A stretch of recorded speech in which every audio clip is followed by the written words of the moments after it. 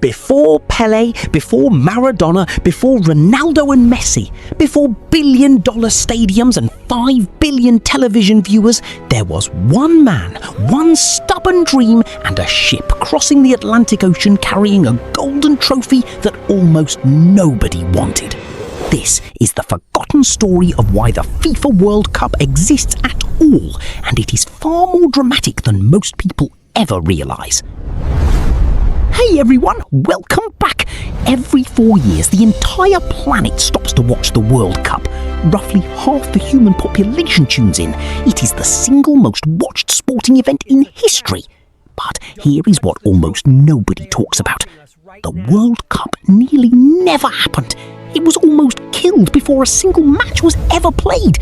And the reason it exists today comes down to one remarkable man who refused to give up on an idea that most of the football world thought was completely unnecessary. Today, we are going back to where it all began. To understand why the World Cup was created, you first need to understand what football looked like before it existed. In the early 20th century, international football was not its own independent competition. It lived entirely inside the Olympic Games. FIFA, the world governing body of football, had been managing the Olympic football tournament on behalf of the International Olympic Committee since the early 1900s. And for a while, that arrangement worked well enough. But then came the 1924 Olympics in Paris, and everything changed. A brilliant Uruguayan team arrived almost completely unknown to European audiences and dominated the entire tournament, winning the gold medal with breathtaking attacking football.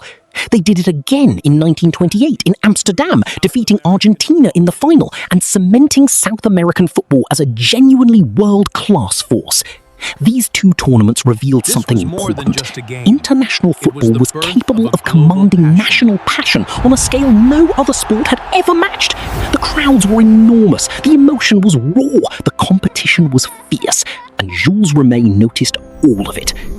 Jules Rimet was a French lawyer who had become FIFA president in 1921. He was not a pragmatist. He was a romantic who looked at football and saw something far bigger than a sport. He saw a diplomatic instrument. He believed football could bring nations together, heal divisions left by the First World War, and give the world a shared language built on competition rather than conflict. So Rimet pushed for something radical. He wanted FIFA to create its own independent world championship, completely separate from the Olympics, open to every nation and controlled entirely by football. On the 28th of May 1928, at the 17th FIFA Congress in Amsterdam, Rimet tabled the proposal. The organisation voted yes.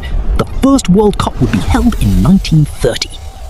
Now, here is where the story becomes genuinely extraordinary. Uruguay was chosen as the host nation.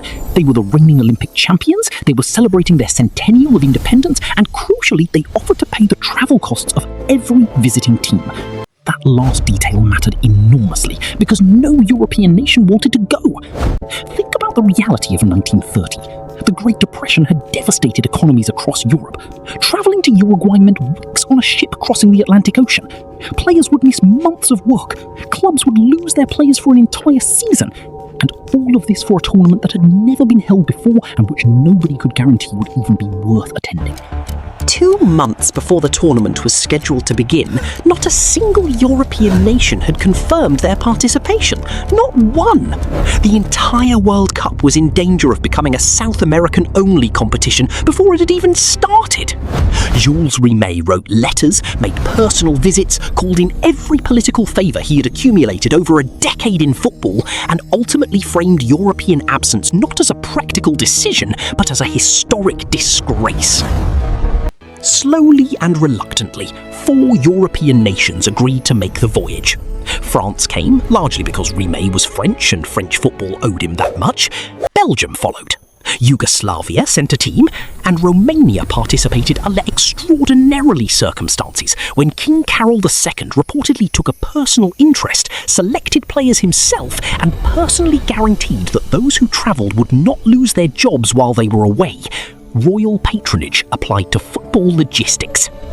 In late June 1930, all 4 European squads boarded the SS Conte Verde at Villefranche-sur-Mer on the French Riviera, accompanied by Jules Rimet himself carrying the golden trophy designed by French sculptor Abel Lafleur. A figurine depicting Nike, the ancient Greek goddess of victory. The tournament itself was equally chaotic. The Estadio Centenario was still being constructed when the competition began. Heavy rain had delayed building so severely that the stadium was not ready until 5 days after the tournament had already started. Early matches had to be played at smaller local grounds in Montevideo. 13 nations competed, 7 from South America, 4 from Europe and 2 from North America. On July 30th, 1930, Uruguay defeated Argentina 4-2 in the final before 68,000 passionate fans.